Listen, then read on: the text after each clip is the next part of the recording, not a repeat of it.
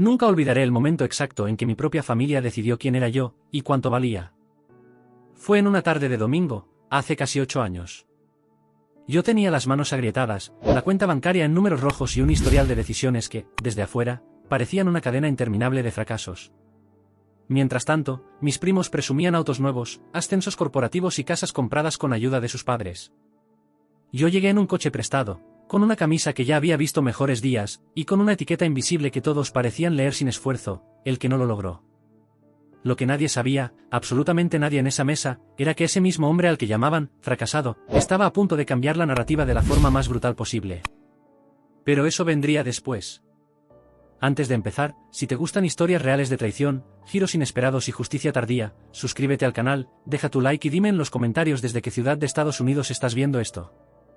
Ahora sí, escucha bien, porque esta historia no es lo que parece. La reunión familiar se hacía cada año en la casa de mi tía Clara. Era una tradición casi sagrada, comida abundante, conversaciones superficiales y comparaciones silenciosas que, en mi caso, ya no eran tan silenciosas. Recuerdo entrar y sentir cómo las miradas se desviaban apenas un segundo más de lo normal. No era paranoia. Era ese tipo de incomodidad que se instala cuando alguien no encaja con el estándar del grupo. Llegó Daniel, dijo mi primo Andrés, sin levantar mucho la vista de su celular. Ni siquiera fue un saludo. Fue más como un anuncio. Mi madre me dio un abrazo rápido, pero en sus ojos había algo peor que desprecio, resignación. Como si ya hubiera aceptado que yo era el error de la familia. Me senté en la mesa larga del comedor, rodeado de conversaciones sobre inversiones, startups, ascensos, palabras que yo conocía bien, pero que, según ellos, no me pertenecían. ¿Y tú qué haces ahora, Daniel?, preguntó mi tío Ricardo, con una sonrisa que no buscaba una respuesta, sino una confirmación. La pregunta no era nueva. La intención tampoco. Trabajo en proyectos independientes, respondí, manteniendo la voz neutra. Andrés soltó una risa breve. ¿Proyectos independientes? Suena a que sigues sin trabajo fijo. Algunos rieron. Otros bajaron la mirada, incómodos, pero nadie lo detuvo. Ese fue el momento en que algo dentro de mí empezó a endurecerse. Porque lo que ellos no sabían era que, mientras hablaban de estabilidad, yo había pasado los últimos 3 años construyendo algo en silencio. Algo que requería exactamente lo que ellos nunca tuvieron que desarrollar: paciencia sin reconocimiento, disciplina sin aplausos, y una tolerancia brutal al fracaso. Pero en ese momento, yo seguía siendo, para ellos, el ejemplo de lo que no debía hacerse.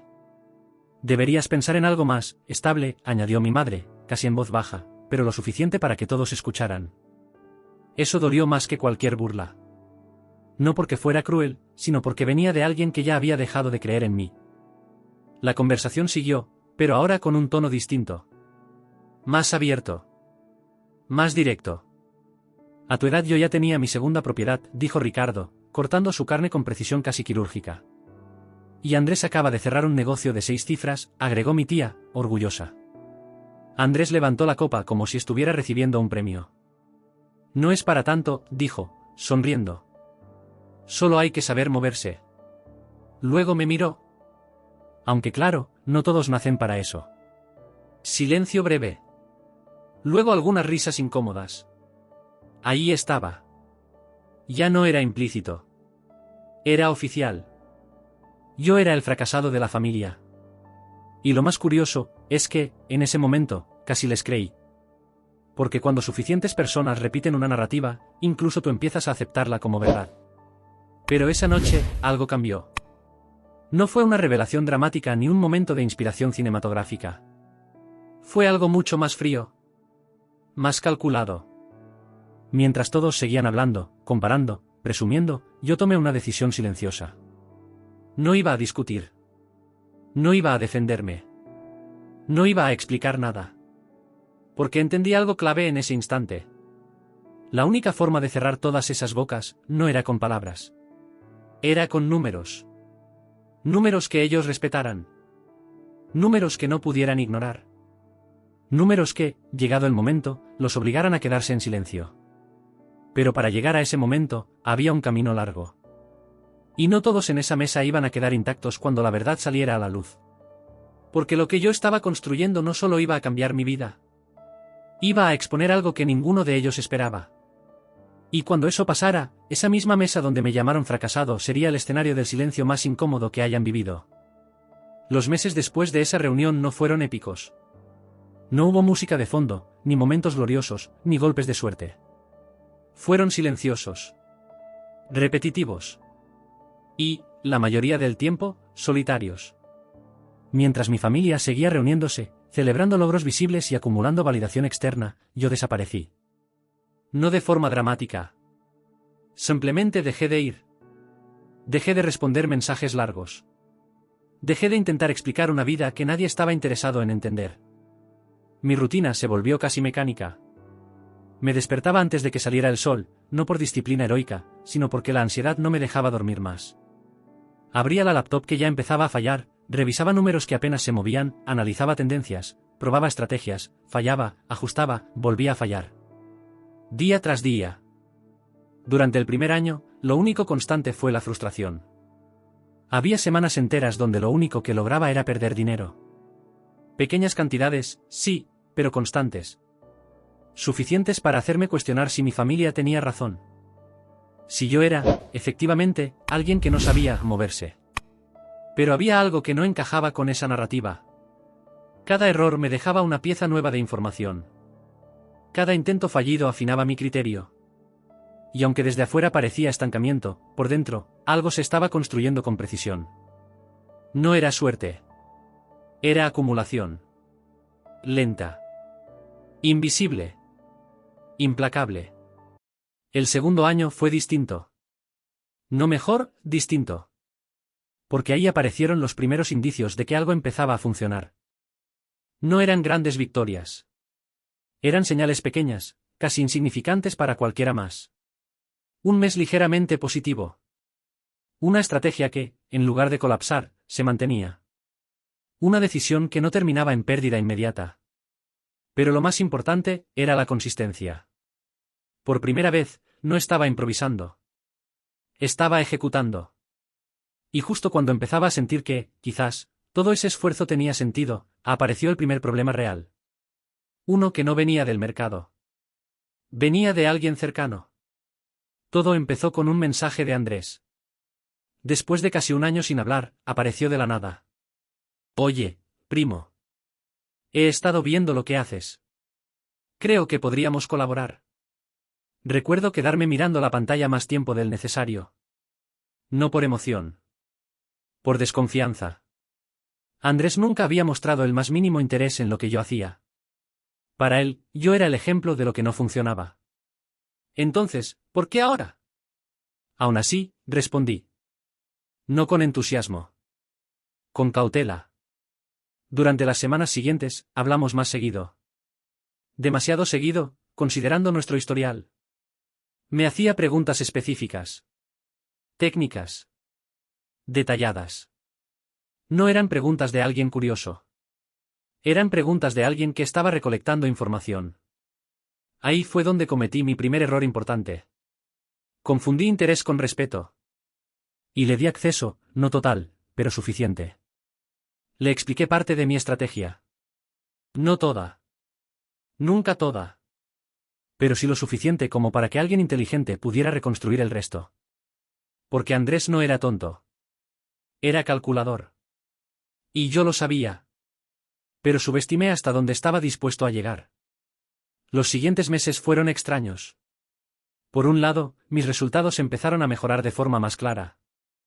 Ya no eran pequeñas ganancias aisladas. Había estructura. Había crecimiento. Pero, al mismo tiempo, empecé a notar algo raro. Movimientos en el mercado que anticipaban exactamente mis decisiones. Cambios que coincidían demasiado bien con mis entradas y salidas. Al principio pensé que era coincidencia. Después, que era paranoia. Hasta que dejó de serlo. Una noche, revisando datos antiguos, encontré un patrón imposible de ignorar. Cada vez que compartía algo con Andrés, aunque fuera mínimo, el mercado reaccionaba antes de que yo ejecutara completamente. No siempre. Pero suficientes veces como para ser estadísticamente improbable. Sentí un frío en el estómago. No era solo competencia. Era filtración. Alguien estaba usando mi información. Y no solo eso, estaba adelantándose. La pregunta no era si estaba pasando.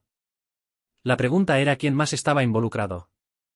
Porque Andrés, por sí solo, no tenía el alcance para mover ciertas variables. Eso significaba una sola cosa.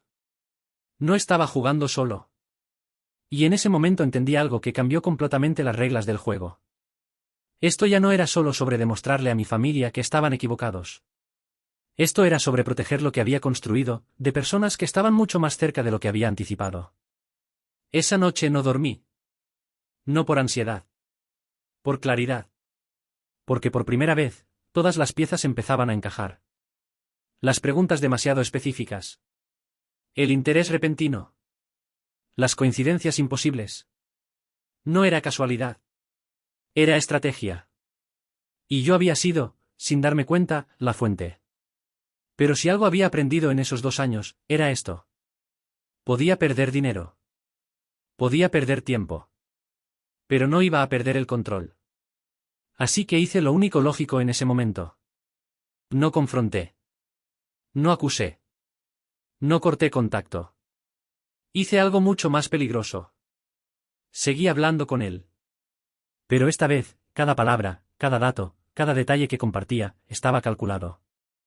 Porque si alguien estaba usando mi información, entonces yo iba a decidir exactamente qué información recibía. ¿Y para qué? Lo que Andrés no sabía, es que acababa de convertirse en una pieza dentro de algo mucho más grande. Algo que no solo iba a recuperar lo que me estaban quitando, sino que iba a exponerlos de una forma que ninguno de ellos podría negar. Y cuando eso pasara, no iba a ser en privado. Iba a ser frente a todos. En la misma mesa donde decidieron quién era yo. El tercer año no fue el más difícil. Fue el más preciso. Porque ya no estaba aprendiendo. Estaba ejecutando, y preparando algo que no podía fallar. Después de confirmar que Andrés estaba utilizando la información que yo le daba, todo cambió. Cada conversación dejó de ser casual. Cada respuesta tenía una intención. Cada dato que compartía, era una pieza diseñada para provocar una reacción específica. No estaba improvisando una venganza. Estaba construyendo una prueba. Durante semanas, empecé a filtrar estrategias ligeramente modificadas. Nada obvio. Nada que levantara sospechas inmediatas. Pero sí lo suficiente para crear un rastro. Un patrón. Algo que, si alguien más lo seguía, iba a dejar huella. Y lo hicieron. No tardaron. Primero fue una ejecución adelantada en una operación que yo había mencionado solo superficialmente. Luego otra. Y otra más. Pero esta vez, yo ya no estaba reaccionando. Estaba registrando todo. Fechas, horas, movimientos exactos. Comparando mis conversaciones con Andrés, con lo que pasaba después. Y ahí apareció el nombre que no esperaba. Una firma. Una entidad que, en teoría, estaba fuera de mi alcance, pero que claramente no estaba fuera del suyo. Eso confirmaba lo que sospechaba. Andrés no estaba actuando solo. Estaba conectado con alguien que tenía recursos reales. Acceso. Capacidad de mover dinero en volúmenes que yo todavía no manejaba. Y, más importante aún, estaba usando mi trabajo como base. Esa fue la única parte que me molestó de verdad. No el dinero. No la competencia. La idea de que todo lo que había construido en silencio, estaba siendo explotado por alguien que, meses antes, se había reído en mi cara. Pero en lugar de reaccionar, afiné el plan. Porque ahora ya no se trataba solo de detenerlos. Se trataba de exponerlos. Y para eso, necesitaba el momento perfecto. Ese momento llegó con el mensaje que, curiosamente, inició todo años atrás. La invitación a la reunión familiar anual. La misma casa. La misma mesa. Las mismas personas. Pero esta vez, el contexto era completamente distinto. Acepté sin dudar. No porque quisiera reconciliación. Sino porque era el escenario ideal. Los días previos fueron quirúrgicos. Preparé todo. Los registros. Las comparaciones. Las pruebas que conectaban cada conversación con cada movimiento. Pero también preparé algo más. Mi posición real. Porque mientras ellos creían que seguía intentando, yo ya había cruzado un punto clave. Mis inversiones, las reales, no las que filtraba, habían crecido de forma sostenida. No explosiva, no fantasiosa, pero sí lo suficientemente sólida como para cambiar completamente mi situación. No era rico de la noche a la mañana. Pero ya no era el hombre que llegó en un coche prestado.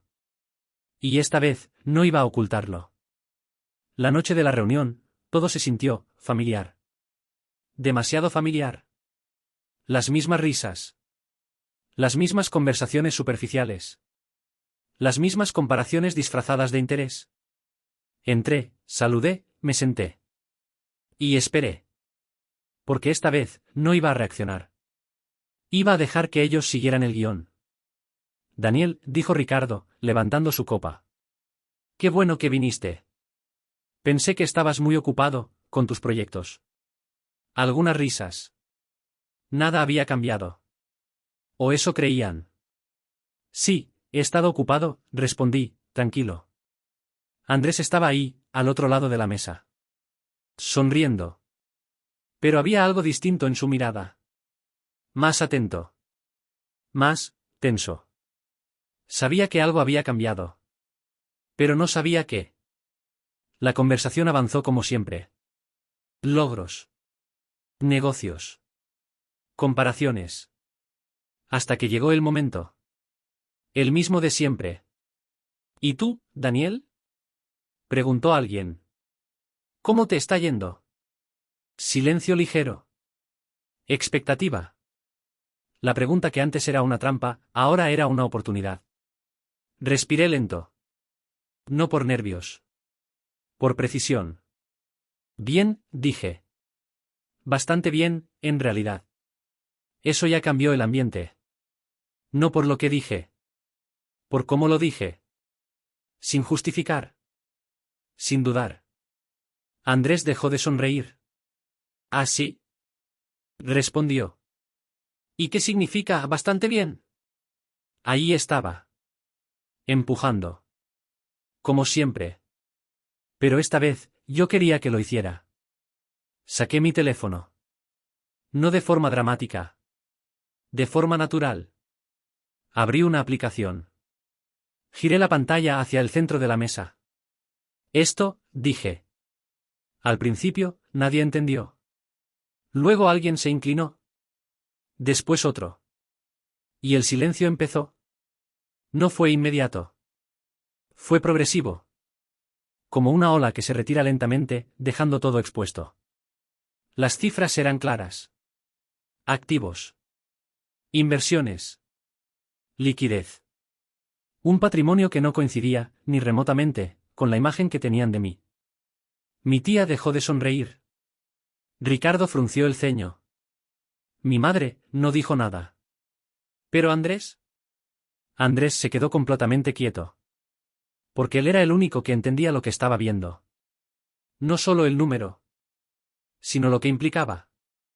Le sostuve la mirada. Y por primera vez, no había burla en la suya. Había cálculo.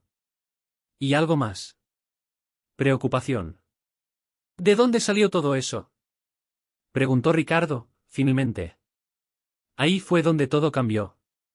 Porque esa pregunta abría la puerta a todo lo demás. Apoyé el teléfono sobre la mesa. Me incliné ligeramente hacia adelante. Y hablé, sin subir la voz. De trabajo, dije. Y de saber exactamente quién estaba usando mi información para adelantarse a mis movimientos. El silencio ahora sí fue absoluto. Total. Pesado. Miré directamente a Andrés. No hizo falta decir su nombre. Lo interesante, continué, es que documenté todo.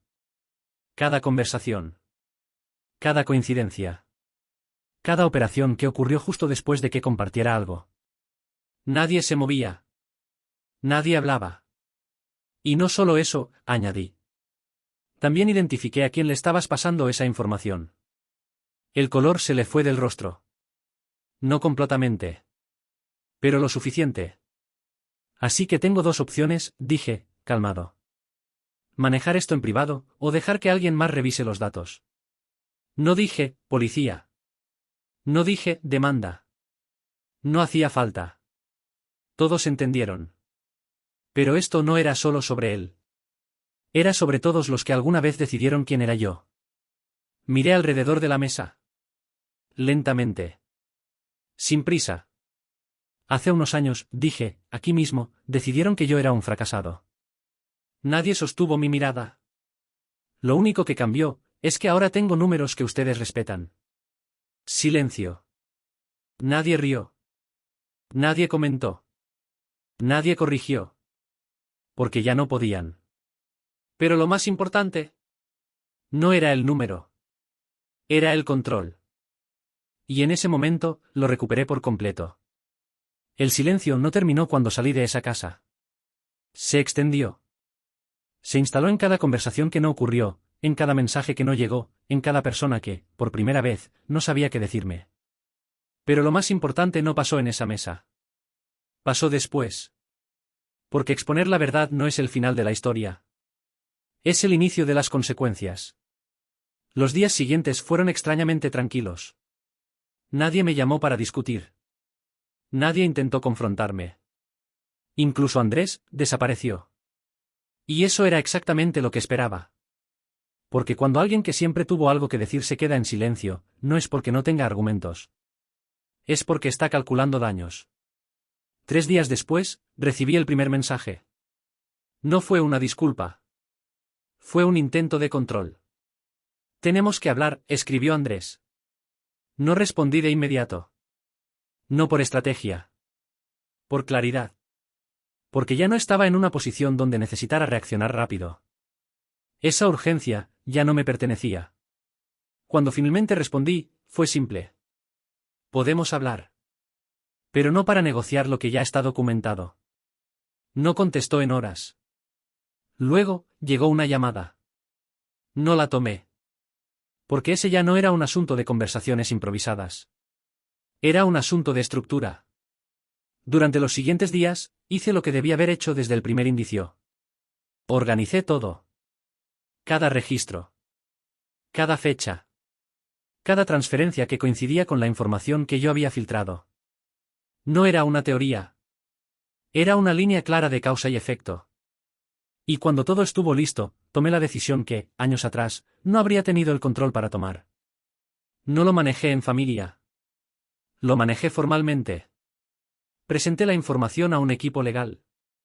No para destruirlo. Para proteger lo que era mío. Porque hay algo que entendí demasiado tarde. La gente no respeta tu esfuerzo, hasta que lo respalda una consecuencia real. El proceso no fue inmediato.